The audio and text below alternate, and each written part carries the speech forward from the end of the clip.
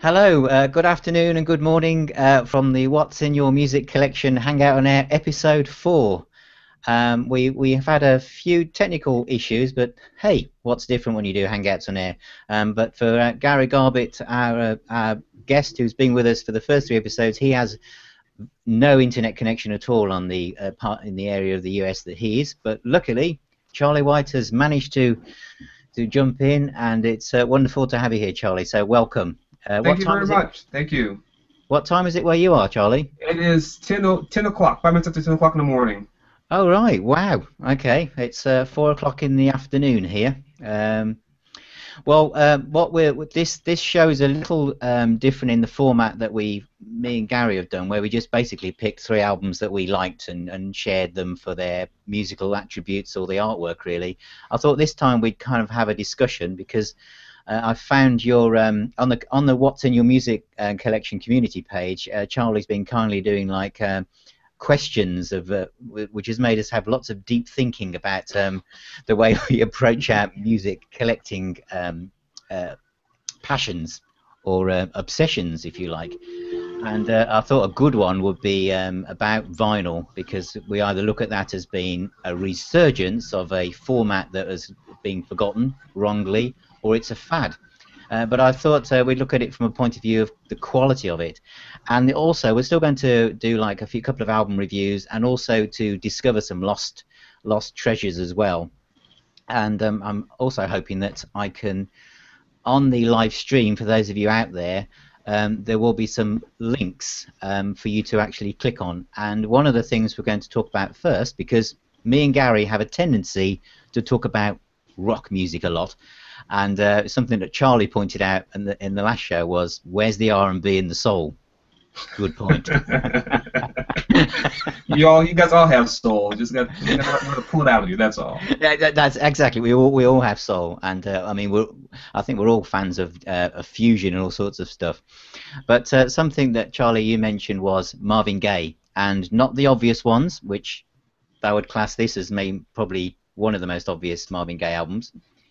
Which I have to say, my elder son introduced me to this. Really? Wow. Well, really? Yeah.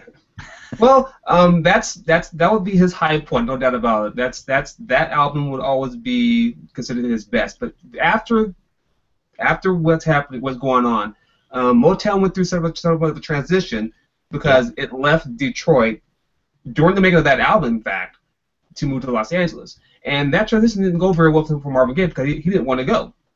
And so in the early 70s, something in this country, a culture thing happened that was called, within the movie industry, called Black Puss, I can't even say the word. It's Black Puss Days, anyway, movies that had a lot of black people in them. Yeah. And you may know this with the movie like Shaft. Which Shaft, yeah, Shaft, and then Superfly and such. And Marvin Gaye did a soundtrack to a movie that probably no one ever really saw, called Trouble Man, which spawned the song Trouble Man. And it's interesting that on that album that he wrote all the songs, and there's not really many songs that he sang on, like 2 vocal songs. One of them which being obviously the title track, Trouble Man, which was a minor hit for him and such. And there was another song that was sort of a ballad song on there. But the rest of the album, which he wrote and everything, was mostly instrumentals. And it's a very mellow album compared to what's happening, what's going on, and things that he did to follow. It was a great sound. It's a great album, and I recommend to those who have not heard it to listen to it and find it. And it's really easy to find. And in fact, I think Music on Vinyl has just released that album on vinyl for the first time in maybe like 40 years or so. So it's a very good album. It's not one of the standout albums in his catalog, but it's one that I think those who are fans of the man and such is one that they need to explore, because it takes on a different tone of different tone in his catalog. And because I noticed, I had a quick bit of research on Amazon. There's like a 40th anniversary edition. Is that the one that you have, or do you? No, I have not heard the 40th anniversary. I have not heard it. I'm guessing there's probably maybe a deluxe version out there. There is. Yeah. I just have the regular, CD of it that just of the album. That's all I have. But I know for a fact there's Music on Vinyl company had done a reissue of that album. I'm not sure if it's from the original master tapes or whatever. I seriously doubt it, but it's it's a step up. Yeah. Okay. The other Marvin Gaye album you mentioned doesn't seems very rare. I can't find this at all in print. It's called as Here My Dear, US issue. Yes, that is if his best album is What's Going On, and then you can look at Here My Dear as the album being like his white album. Oh, right. Okay. Yeah, this album was his next to last album before he left Motown, or before Motown dropped him in the late '70s. Yeah. And it's part of a running, I wouldn't say a trilogy. It's part of the last 4 albums that he did for Motown as a running commentary on his life. And Here My Dear was an album that came out as part of a divorce settlement with his wife. At that time, he went through a very nasty divorce from Annie Gordy. He married the sister of Berry Gordy, who founded Motown Records back in the mid '60s. Wow. And such, they went through a very nasty divorce. And as part of the divorce settlement, he was supposed to make this album for her and give her the royalties and such as part of the divorce settlement, since he didn't have enough money to pay off the album and everything. So Marvin Gaye goes into the studio and he just lays it all out there. He puts it all the bad air. He lays out everything that has ever bothered him about the whole marriage to his wife, his new lover and everything. It's a really emotional album, and it's a great album because it works so well, because he went into it literally by himself, and he and the producer and a couple of musicians at the time went to the studio and just cut this album, and it's a great album. It's sometimes it's a hard listen because he calls her all sorts of names. He digs up all sorts of horrible issues and such that he calls it also spawned a second lawsuit after the fact that she claimed that he defamed her in the album and everything. And when the album first came out in 1977, I believe, or 78, I think, it flopped. It flopped hard because Marvin was having issues, obviously, with not just his wife, but also with Berry Gordy at Motown Records and everything. And so the album flopped and it went nowhere. But now, looking after the fact, it's a great album. It's a good dance album. And there's like one hit on there that sort of jumped off the album called I can't recall the name of it now, but it's a great album. Yeah, just there's one of our viewers, Candy, said Marvin Gaye is a legend. Well, he is. This is very true. But I guess that because an album like that, made with such angst going on in your kind of personal life, are usually high points in an artist's career in an ironic sort of way. I know I can't remember the name of the album. It's Phil Collins, the album he did. When he was going through a divorce, was one of his... his first album was exactly that, when he was going through his divorce, exactly. And that's very much a high point. So it's interesting that this album didn't sell so well. Do you think that's because Marvin Gaye was all seen writing such upbeat, like gospel, very positive songs and music, and this one must have sounded... Well, it was definitely coming left field, no doubt about it. And the 2 albums that preceded were great albums. The one that preceded was Let's Get It On, which you all know too. Yeah. And the one before that one was I Want You. Again, those 2 albums are literally love letters to his mistress, who at the time was a 16-year-old girl that he met on Soul Train. I mean, this song. It's exactly that. And so those 2 albums were essentially love letters. Then all of a sudden, his whole world comes crumbling down with this divorce from Annie Gordy. And then he, has to cut this album because he didn't want to do it, but he had to do it by a court order to placate the divorce agreement to make this album called Here My Dear. And if you get it on, I know it's like you said it's out of print, so it's kind of hard to find. But if you do a little searching, you can probably get it on CD or vinyl. In this case, I'd probably recommend the vinyl, not because the vinyl will sound better, but the artwork on the vinyl and the gatefold album and everything it's like a mural painted by Michelangelo. It just has all this imagery of knives and money. The CD can't do the artwork on that album justice. Which is usually the case. Unless it's some super duper box set or whatever. And there is a deluxe version of that album out there. I've not heard the deluxe version yet at all. But I'm sure, I would like to hear it to see if it's worth. The great thing about the latter Marvin Gaye catalog is that the deluxe versions are sometimes worth getting for the outtakes, because the outtakes are just as good as what came on the album. The problem with those deluxe versions is that they don't sound as good as the original CDs that were released back by Motown in the mid '80s. So they sound kind of compressed and tight. But however, if you are an archivist or a completist to your catalog, and you just want to hear, the 45 version. I mean, the great thing about those deluxe versions, the Marvin Gaye catalog, that they often had outtakes, they had B-sides or alternative takes and everything, and a lot of times they sound just as good, if not better, than what was released on the final album. You were holding up the Let's Get It On, Let's Get It On, and I have the Deluxe. I have that CD in three different formats. That original CD that came out in '84, '85. I got a deluxe version of that came out a year later. Then I got the deluxe version, and the deluxe version has what is called, I don't know, most people don't know this, but that album was cut twice.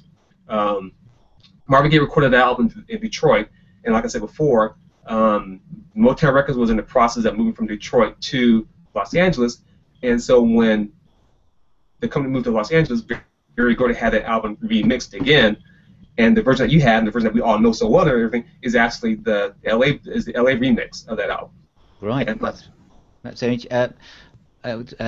Dan, who introduced the album, mentioned that John Martin and Phil Collins made an album called Grace and Danger, which was also about a divorce settlement as well. So Phil Collins must have been well in amongst it by then, helping other people go through the same pain. And Candy says she thought it was Separate Ways or Against All Odds. I think Against All Odds was a soundtrack, wasn't it? Yeah, that was from a movie. Phil talked even back in his Genesis days. He did on the album Duke. He did a couple songs that reflected back. He was going through another divorce at that time too. Yeah. On Turn It On Again, there's a track on side 2 that I can't think of the name of it, where he's it's like a letter to his wife and how things were and everything and how it's going to break apart. So yeah, Phil has delved into heartbreak before on his albums. Yeah. Okay, and what's Dan's got another message here. It's saying he's got Midnight Love on CD, his last album too. Some great songs on that, like Joy, Rockin' Off Midnight, Sexual Healing. Yeah, and that's another one that's worth getting in a deluxe version, because it has the outtakes, and some of the outtakes are really, really good. It has different versions of the same songs that are on the album. Like, for instance, my favorite song on that album is called Turn On Some Music, which is a great song. But when you buy the deluxe version, there you get the vocal tracking version of that album, where you just hear Marvin and his background vocals at the same time tracking together, and then there's a completely different version of that song that sounds completely different than the version you heard on the regular album. And also it has the 12-inch version of the hit song. Help me out here. The hit song, Sexual Healing. Sexual Healing, yeah. Right. Excellent. Okay. Yeah. Right. Well, I think that's given quite a few people out there who've watched this on the replays to go digging for and deepen their Marvin Gaye experience. I think Dan will be reaching for his the purchase button, I think, on Amazon pretty soon. Well, I'm going to move now on to one of the box sets I wanted to review, because I buy quite a few box sets, and I think it was actually you, Charlie, that mentioned a phrase to me when I first started this Google Plus community called double dipping. But in the last section, you've just mentioned you've bought an album there 3 or 4 times. So even double dipping sounds too old-fashioned now. I think we're moving towards triple and quadruple dipping, and I know I could be accused of going way beyond that on some of the albums I have. But an album that I've recently bought is the Quadrophenia Super Deluxe Edition. Wow, look at that. I bought a Super Deluxe Edition at Christmas, which was of the album, and I bought that, which is a giant book and everything, because it came with 8 tracks mixed in 5.1, and I thought, well, I have to have that. And I thought, why have they only done 8 tracks in 5.1? Why would they kind of half do it? Well, that's because probably they already knew they were going to be recording a live album in 2012, and they were going to do a Super Deluxe version with the whole thing packaged in here in 5.1. Now, what gets me about things like this is, yes, it's very attractive, but the packaging is such that where do I store this exactly? What do I do with it? I don't think you're supposed to, like, people to display like a piece of art, you know, like on your coffee table. Is that what it is? Yeah. So it comes in this outer case which is very flimsy, so you can't really put that anywhere. And then inside is basically a round biscuit tin. So that's storability is not so good unless it's absolutely flat, because otherwise it's going to roll away. And and within the tin, and no biscuits, is actually a sticker. Ooh. Wow. A kind of booklet that's round, which comes with exclusive photographs. Now this irritates me to some point, because why can't I have an essay? I bought this for about UK pounds, about 50 quid, but it was actually retailing at 100. Yeah, I have not seen that setup before. Have not seen that. I wonder if that's available in the United States. It'd be interesting. I do get a little badge, because you never know, that might be useful. And then within it is the standard sized DVD box, and within the DVD box is 2 CDs of the live concert from London last year, and then you've got 2 Blu-ray discs.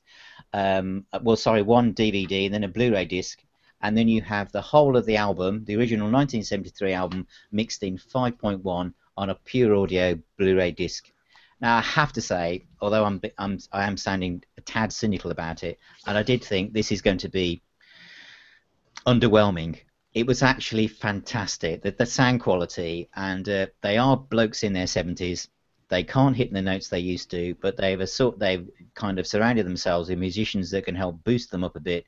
They're using lots of film and video of John Entwistle and Keith Moon in the back, which they've interspersed with the live performances, and it makes it an event. It's a bit like the Pink Floyd's The Wall. They've created, and I know the story doesn't translate to the States that well because it's about mods and right. Yeah, that's always been a problem with Quadrophenia on the side of the Atlantic. But as a production thing, that makes it worth it to me.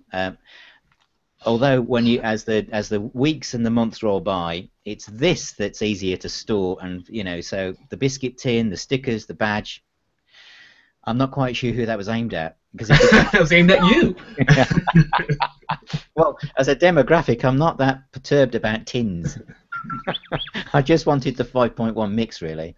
But it sounds fantastic. My only kind of annoyance is I feel that record labels are doing this as they go along and not planning it, because they could have done this a year ago, or they could have thought about this when CDs first emerged. So when people say this is the Super Deluxe edition, it's the Super Deluxe edition for this year, really, because I'm sure there'll be a 50th anniversary edition. Oh, absolutely. I think the companies are watching the Led Zeppelin reissue very, very closely and see how far they can go by adding more and more stuff to it, and see how much people will pay for that. I love the Who, but I don't own Quadrophenia in any format. I need to get it at some point, but I just haven't gone around to it, and I'm not ready to take the path down to Blu-ray. But I have not seen the Pete and Roger perform live in a long, long time. I didn't know they were even toured together or even played together recently as then to make those DVDs, make those Blu-ray DVDs and such. It is a fantastic performance, and I did think that because I'd heard Roger Daltrey did a 50th birthday double CD, obviously about 20 odd years ago, and his voice wasn't very good on that at all. Yeah, exactly. The last time I saw the Who, they played the Super Bowl here in They played Super Bowl here in the United States for the Super Bowl halftime show, and in my opinion, it wasn't very, very good, but they did okay. I've only seen the Who once in concert before, and that was in 1982 or 83. And they played Tommy together. That's all in Houston, Texas, at the Astrodome. They played Tommy, and so that's how I like to remember them. But that's quite a collection there for. I'm trying to do the math here and try to figure out what would be how much of that would be in dollars, and I think that's probably Uh, It's a ton of money, and I yeah, think it's a ton of money. Yeah, it's a it's a lot of ton of money. money, yeah. Because I think if you actually, I think it's a bit like I know we're kind of jumping around what I put down. We might talk about, but it's like the Led Zeppelin remasters. You know, with the if you go for the Super Deluxe version, the version over here, they're 110 pounds, I think they are, which Yeah, must be it's $120 here on the yeah. state side. Yeah, if you go for the whole thing together. And Exactly. and you know, and I didn't actually. I went for the 2 CD deluxe CD versions with the bonus disc, and they're okay. And especially Led Zeppelin 3 does sound better than it did on CD anyway. But the booklets are a disappointment. I would expect for something like that now an essay from Jimmy Page saying what was going on at the time when they wrote it, not just a bundle of pictures, because which I just flick through once and then file away. So I think you know it depends what your expectations are to these kind of box sets really. There's another member of the community whose name, sorry, it escapes me at the moment, but he mentioned this album by Jethro Tull, A Passion Play. I saw that posting. That would be Arnie Wold. Arnie, yeah. Now Yeah. this is £17, and it comes with a huge booklet inside it, full of facts and figures and things you can sit down and read for weeks. It comes with 2 CDs, one of a CD of an album that they abandoned when they were trying to pull this together, and it comes with 2 DVDs of both the unreleased album and the album itself in 5.1, and that to me is a fantastic product, and that's really what collectors want. They want value for money and something that's interesting that you just feel that a lot of thought has gone in. I think the artist has been heavily involved as well, and it makes a huge difference. Yeah, it does make a huge difference if the artists are involved in the packaging of such things. It really does. So I'm sure at some point when Atlantic Records have done remastering and redoing all the Zeppelin albums, they're probably come up with a giant box set where you can buy it all over again. Oh, yeah. I'm sure they will. Yeah, I'm absolutely sure they will. Well, while we're those of you watching out there, watching the replay, think that we're going into immense detail. I think we're going to go for our main topic now, which is that vinyl bit, because there are vinyl communities all over Google Plus, and oh Lord, yes, yeah, and even what's left of the record shops in whichever country on earth you're in are now beginning to stock vinyl again, and hoping to probably seeing it as some kind of savior for the shop, and maybe it is. But what gets me is that not so much we'll talk about price in a minute, is everything is obsessed with a sticker on the front of the album that says 180 gram vinyl. They all are. They're all 100, and I bought, obviously being a big Deep Purple fan, I went and bought the 35th anniversary of this album, Come Taste the Band, which is quite a soul funky album actually, with Tommy Bolin on, and it's 180 grams. It was £22, so that must be the same as about probably $35 or something. Yeah, it's about right. $35. Yeah. And the albums are so thick you cannot bend them. Now the original album from 1975 is I think it's I looked it up online because there's always somebody who'll do this for you. I think the original album was 106 grams vinyl, so quite bendy. But I have to say, the original one from 1975 sounds better than the remaster on vinyl from 2014. And so I don't feel that the 180 grams has got anything to do with quality. I think that's a marketing. I think it's a marketing ploy. What do you think? And you'll be absolutely correct. It is a marketing ploy, but there is a rhyme to that reason though.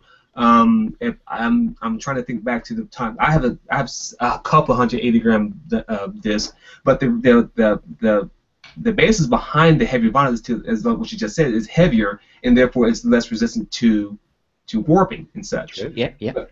But at the same time, I think it was Mobile Fidelity, the Sound Labs, the people who do the original master recordings and such. They didn't start that whole thing years ago, but they jumped on it because they're in their marketing terms that they are allowed to cut when they use a thicker, heavier vinyl, that they're allowed to cut the grooves in the record much deeper, and not to worry about distortion than they could with their regular, whatever 80 grams or whatever the standard was at that time. Yeah. And so that sort of carried on. I remember back before maybe 20, 35 years ago, Mobile Fidelity they did a series of very heavy vinyl of 240 grams, very thick, like slabs of cardboard together. Wow. But yeah. They did 6 albums together that are now complete collector's items because they did such a short run of these what they call UHQR, which stood for ultra high quality recordings of it was like Pink Floyd was there. They also did Dark Side of the Moon, and they had Crown of the Century by Supertramp, a couple of jazz albums there, a couple of collective. They also did one Beatles album, I believe, like that UHQR banner. And ever since then, that sort of thing sort of runs with these reissues and everything. And it doesn't mean anything because the last album I bought was the Pink Floyd was the reissue of the Wall, and those came on 180 grams of 80 gram of vinyl, which was much more heavy than I recall when I bought them when they're CVS. Does it sound? It didn't sound any better than it did before, but like you just said, it's a marketing thing because people think that equates with weight equates with quality. Yeah, I also think that for some of the demographic they're aiming these at, they don't think perhaps we're going to play the vinyl. They just think we're going to collect it. I mean, I bought there's a Deep Purple album I bought, Perfect Strangers Live, which came with 280 grams of vinyl discs plus the 2 CDs and the DVD all in a big box. But when you look at the DVD, it says that it's 140 minutes long. And then you realise you've got 2 vinyl discs here, and the optimum length for a side of vinyl is what, 20 minutes? About 22 minutes, yeah. 22 minutes. So straight away, whether it's 180 grams or not, it's compromised by trying to fit 35 minutes of music on it, really. Yeah. So I think that the box had a huge sticker on the front saying 180 grams, high quality vinyl, maybe. And maybe it's really good quality vinyl, but it's not going to sound as good as you think, Yeah, and again, it's not so much the weight of the vinyl as in the, I hate to get too technical in all this, as in the mixture to make that vinyl. Like I said, back in the early days of Mobile Fidelity got their vinyl from Japan, and they used a vinyl that was developed by JVC. Specifically to be used with their quadraphonic records, because the quadraphonic records at that time needed to be very, very quiet, and especially in the rear channels. And so they came up with this very quiet vinyl, and that's what Mobile Fidelity used in the very first series of albums. They did it for at least for the next 10 years after that point. I'm not sure they do that now, but that's where it all came from, though. And so even though the vinyl may be the regular weight as the mass-produced album, it'd be much, that vinyl was always much quieter. And I think I brought this up before too in the forums that some albums out there were pressed with very quiet vinyl by the record companies. Maybe I did not bring that up. In the latter days of vinyl, before record companies made the transition to CDs, Warner Brothers had a special formulation for vinyl called Quiets, and you can, if you don't know, you can take your vinyl, hold it up to the light, and you can look right through it, and you can see how pure that vinyl is. Wow. And Records, they did their last couple of albums that they manufactured used a process called AM400, I believe. And again, if you hold that vinyl, it was very quiet. It was quieter than usual that came from record companies. And I recall that the last Police album, Synchronicity, was done that way. That if you held it up to the light, it was purple or brownish. It was probably one of those albums.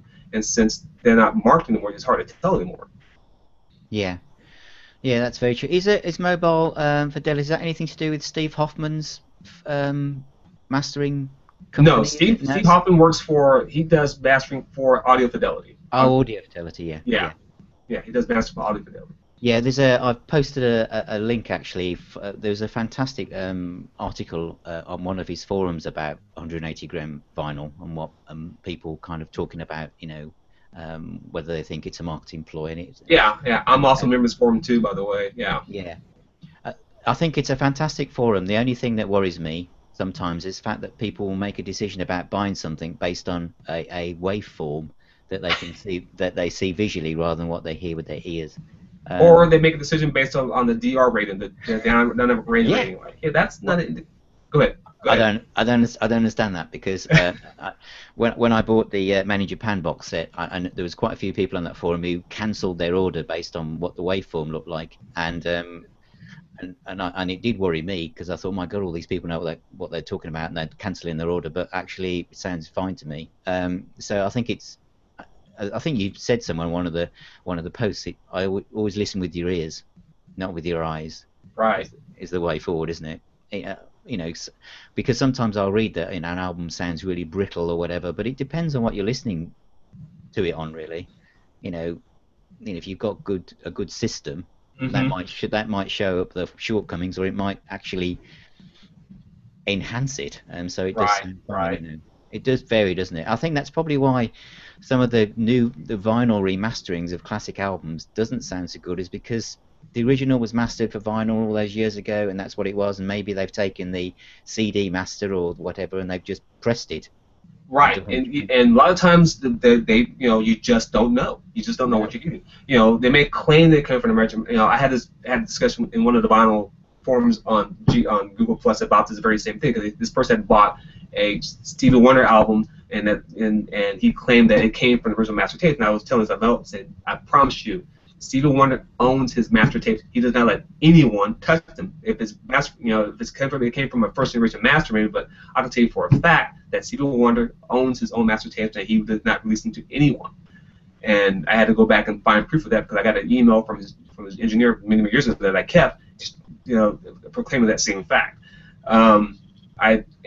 In our forum, I posted that link to Pop Market about the Kiss reissues, and my issue with, and the thing that caught my eye in that whole thing was the one thing that concerns me about this vinyl resurgence is that the record companies will again probably screw the pooch. They're going to get so used to having all this money coming in that they're going to mess it up somehow. And I think they're reaching that point now, because when I posted that link to Pop Market and those Kiss reissues, I don't know if depending how your browser's set up, you can read the comments on there. Most of the comments that were on there about those albums was the fact that it's 4 albums from Kiss, 4 early albums on vinyl, pressed at 180 grams, but the cost per album was like almost $30 though. Like, really? Yeah. That's a lot of money.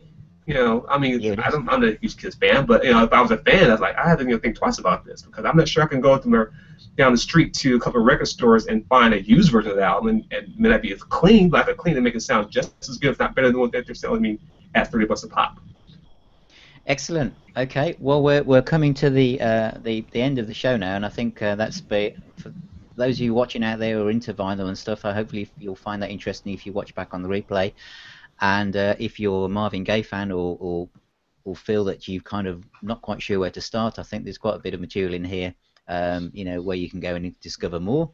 And if you're a Who fan, then it is worth getting. But the nice thing about the way they've done Quadrophenia, just to touch back on that, is that you can buy the different sections individually. You don't have to buy the giant box, which some box sets they know which bit you really want, which is the bit. So they make sure you have to buy everything to get a hold of it.